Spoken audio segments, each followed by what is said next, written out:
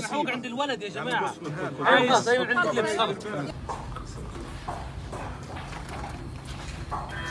محمد لما خرج الطفل في وضع كان ما بين المتوسط والحرج. حاليا بعد تقديم الرعاية الطبية منذ الليل لحد الآن، يعني خلال الساعات الفاتة كان الأمر يتحسن تدريجيا. حاليا نقدر نقول إنه الوضع مستقر على المتوسط، لكن الطفل تحت الرعاية الطبية حيمكث حوالي من 3 أسابيع إلى 4 أسابيع في الحضانة، وبعدها إن شاء الله نشوف قصة الخروج، وين حيخرج هذا الطفل، هل للأهل، للعم، للعمة، للخال، للجد، للجدة. هنا تكمن المأساة الكبرى. حتى لو عاش هذا الطفل ولد يتيما